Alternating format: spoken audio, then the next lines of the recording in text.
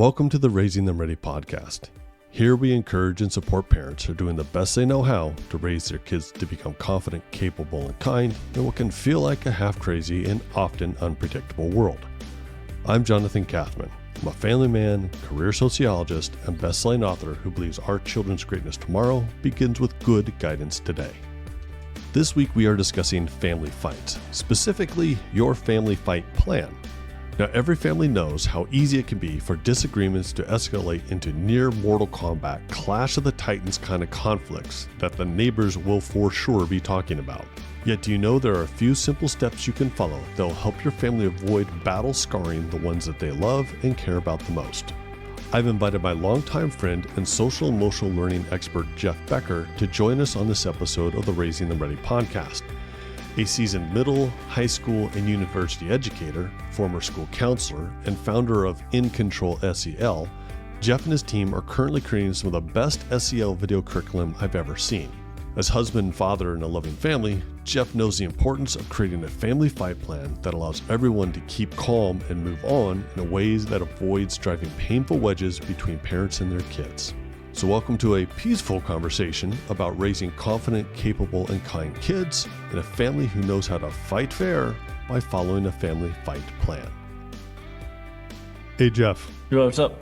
What's the first rule of Family Fight Club? Ooh, we don't talk about Family Fight Club. Yeah, that's what we're here to talk about.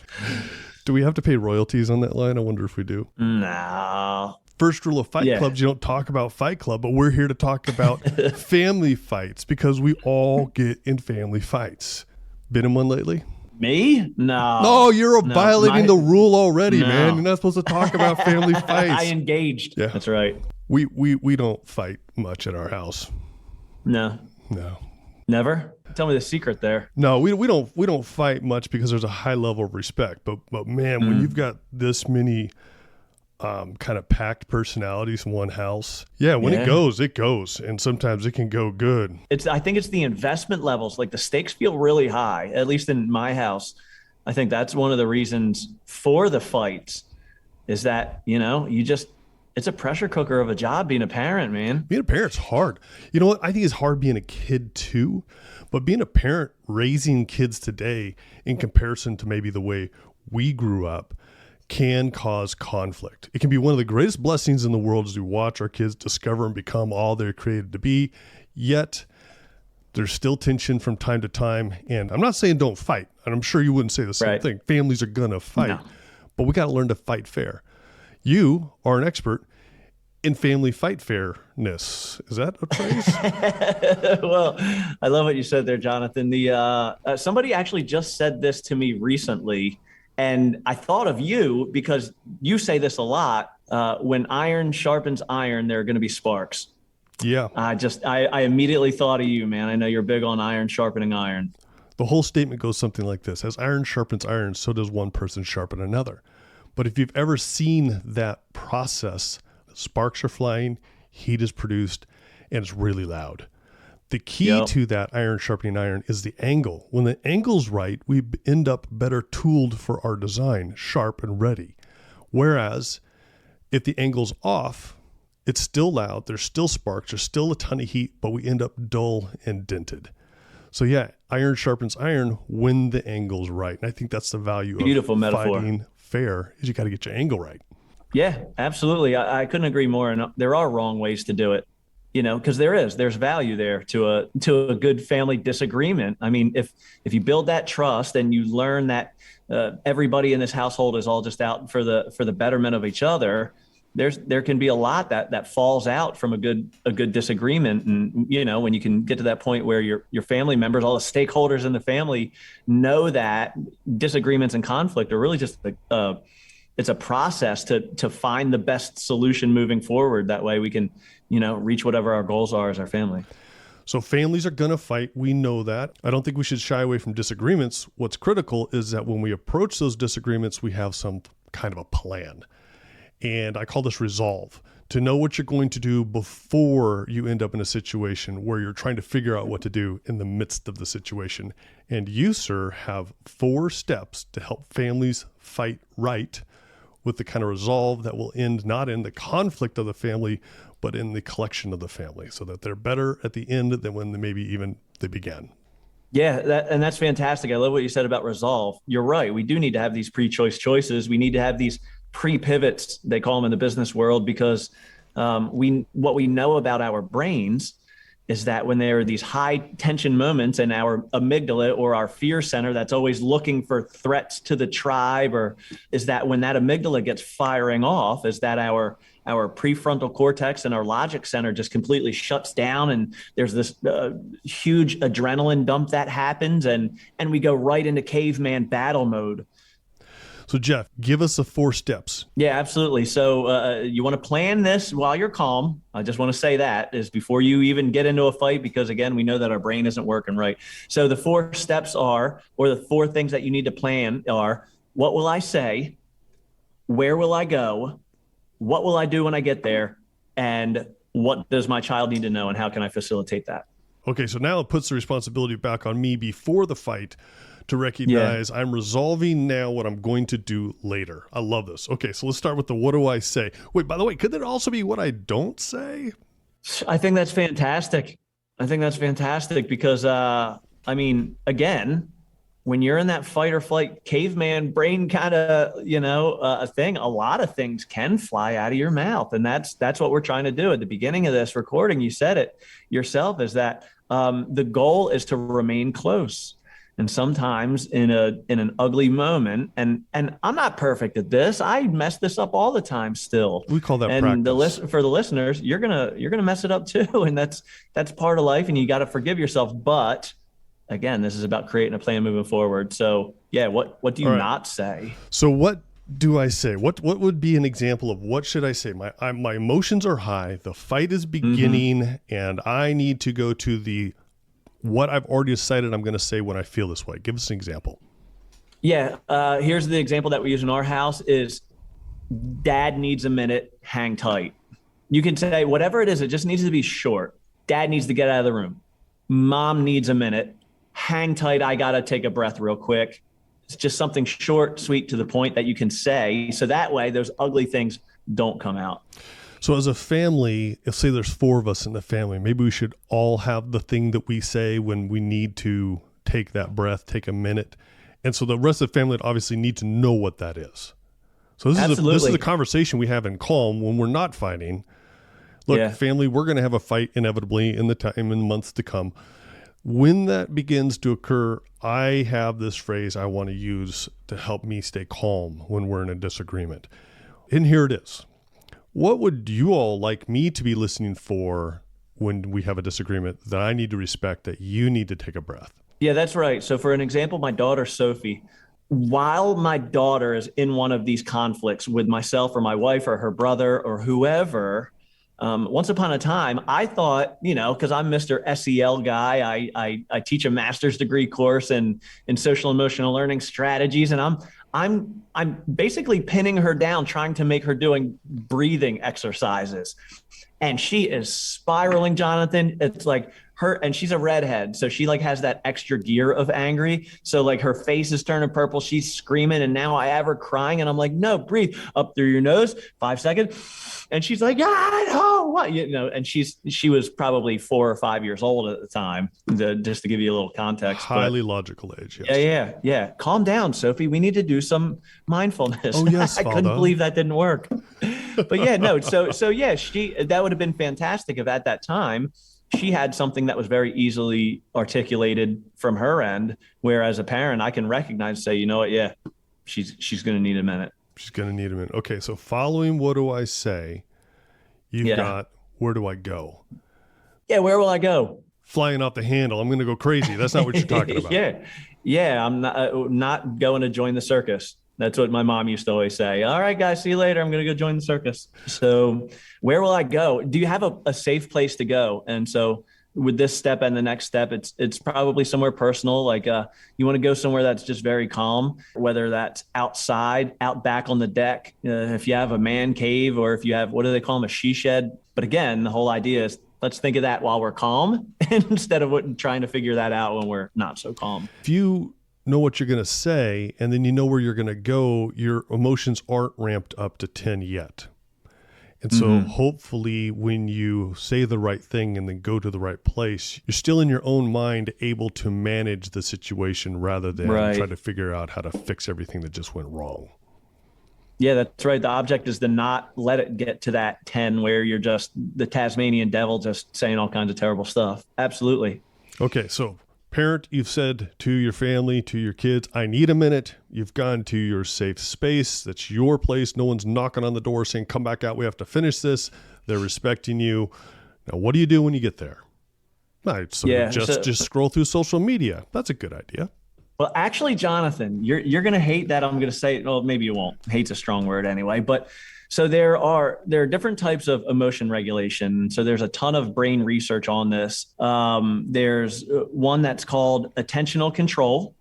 There's one that's cognitive reappraisal. And then there's the other one, which is response modulation. So going backwards, back up that list, response modulation is, I feel like I'm going to cry.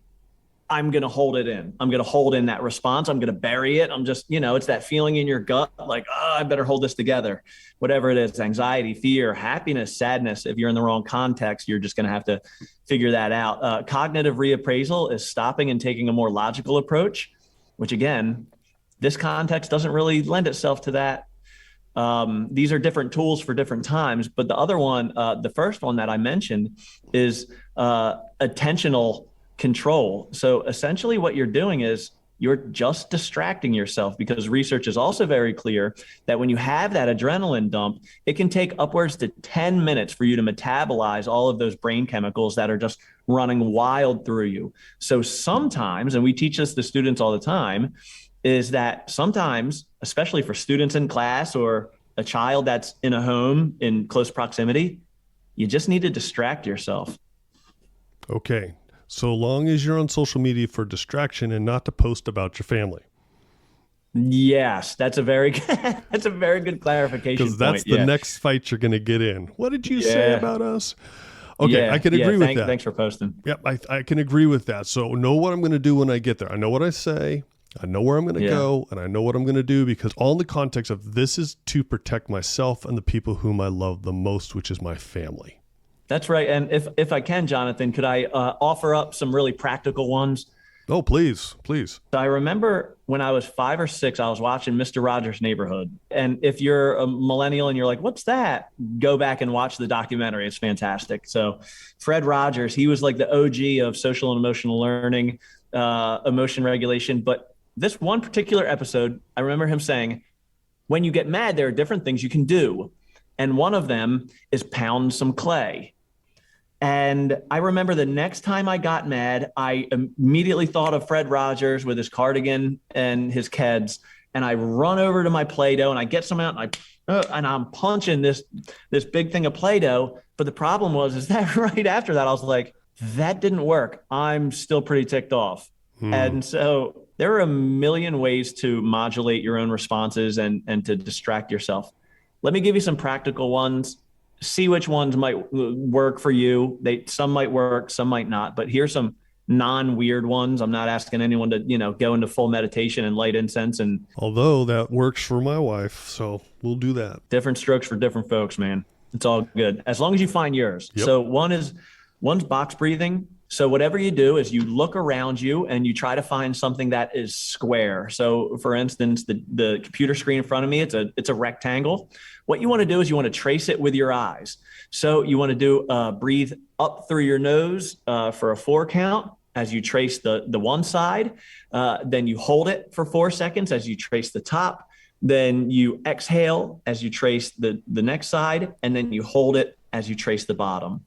Again, there's a ton of brain research that helps us to more quickly metabolize all of those brain chemicals, the adrenaline, cortisol, stuff like that. So another thing is you can do 5 things. So this is engaging all of your senses to distract yourself, is 5 things you can see, 4 things you can touch, 3 things you can hear, 2 things you can smell, 1 thing you can taste. I know I rapid fired them, but challenge yourself to find 5 things in the room you can see. I can see I have a light right here. I have a camera right in front of me. I have a computer right next to it. I have a computer charger right here, and there's my phone. and then 4 things you can touch, then 3 things you can hear, 2 things you can smell, 1 thing you can taste. By the time you get finished that little scavenger hunt, chances are you're going to feel a lot better than you did. Or you could just listen to music, scroll through your phone a little bit, go to your happy place, think about a vacation that you've taken recently that you really enjoyed. But again, I think the most practical one for us as families and parents is distract ourselves for long enough so we can just come down and breathe. Also, giving your child some options for them to do the same thing as well. Yeah. My kids would say to me every now and then, Dad, you need to take a breath. That was them phrasing what I should be saying. I need to take a breath.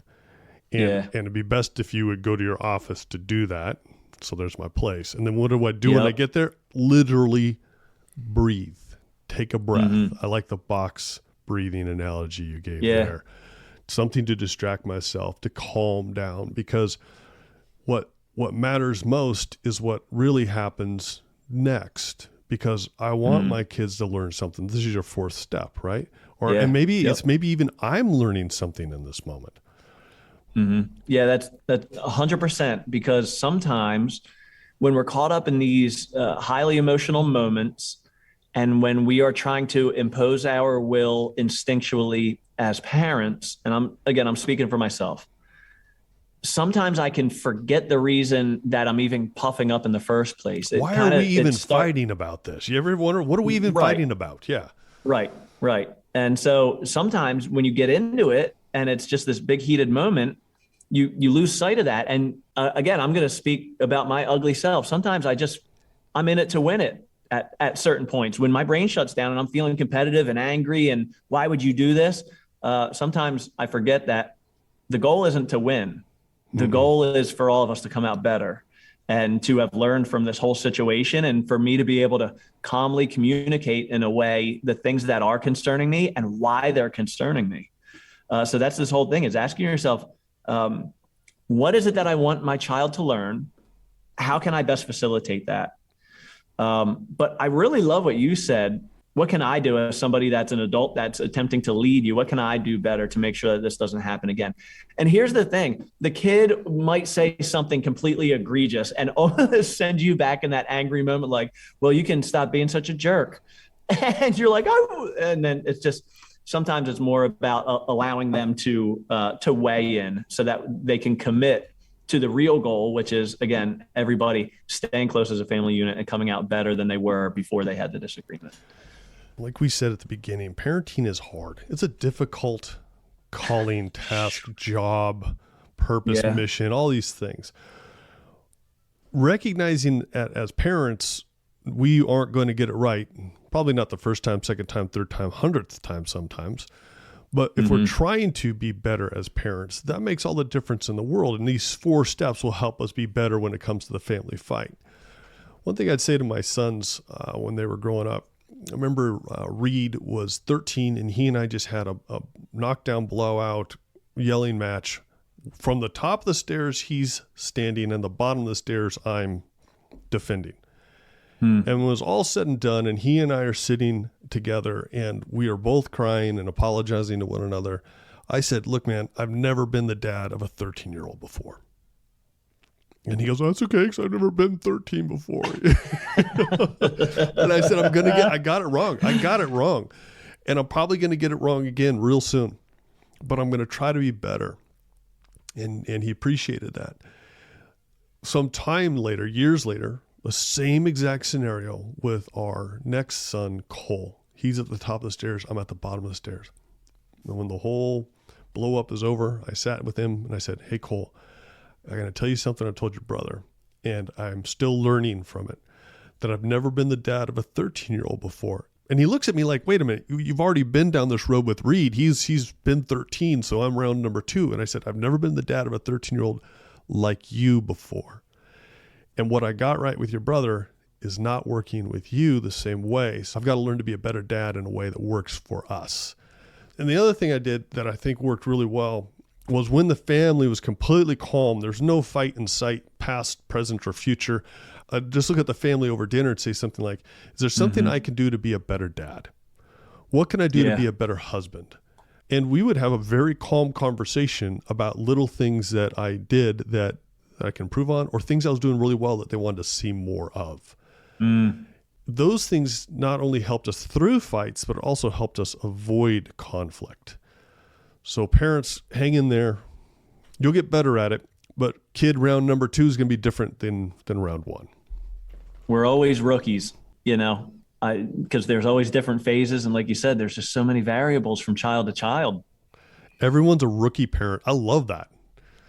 Yeah. That's a great phrase. Everyone's a rookie. We're just out here winging it, Jonathan. Not with these 4 steps. We're not winging it with these 4 steps. These are helpful. Parents are going to find great value in this. I hope so. That's the hope. Oh, they will. They absolutely will. Okay, so conflict just occurred. What do we do now? The heat is turned up. I'm feeling the burn here. Yep. So what I'm gonna say is I'm taking 10 minutes. I need to go get away by myself. So again, just something short, sweet. Dad's got to go. Wait. Is this like, okay, so let's give the example.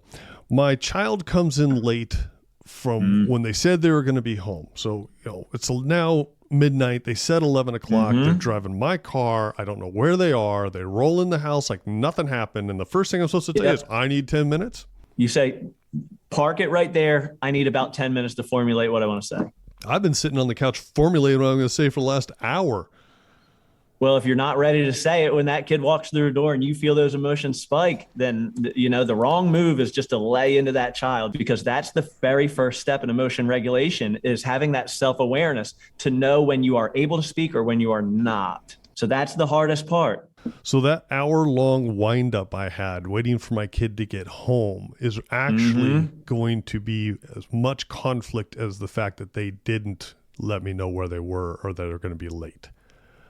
I'm all wound up. So really what's about to happen in the conflict is partially my doing in preparation for their arriving at home. That's right. And so that's when you're starting to feel that. And so it's not always when we get face to face. I love that. It's super practical, super realistic situation when you have kids that are 15, 16, 17 that think they're fully grown and they're not, and they're making wild decisions is, when you're in the waiting, if that's when your emotions are spiking, that's when you need to take the time. So, sometimes it's not linear. When they walk through that door, have you done the pre work before they even got home? Maybe while you're ramped up, you're like, all right, I'm going to take a couple deep breaths. I'm going to listen to some music. I'm going to really relax. I'm going to kind of jot my thoughts down and think about what I want to say to my child, how I want to say it to my child. What do they need to learn? How am I going to deliver that message? You can do that work if there is that, lull where there's that long tail of when that conflict is about to happen. It's also in that time I need to be willing to put myself in a position to seek first understand what happened that caused the conflict. Why was the grade low? Why were they late? Why did they say that to grandma? Why haven't they mowed the lawn? Why isn't the trash taken out? Why is the dog still asking for dinner? Maybe I need to ask the question before I make the statement of what they've done wrong to seek better understanding of why things aren't as previously expected. So so that step 1 is when you're face to face, when you open that report card envelope right before dinner is put on the table and you just go smoke coming out of the ears, Fred Flintstone mode. It's, I'm going to need to take about 5 or 10 minutes.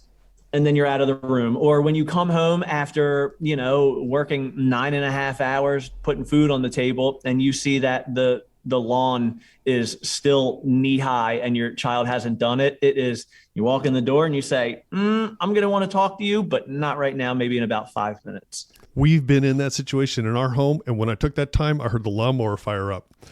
There you go. See that? Magic. I'm like, see that? They know. Family fight plan. It works. Totally changes the conversation after that. It actually became a point of humor, and it was not a problem following that. Sure, but the first step is that self-awareness, man.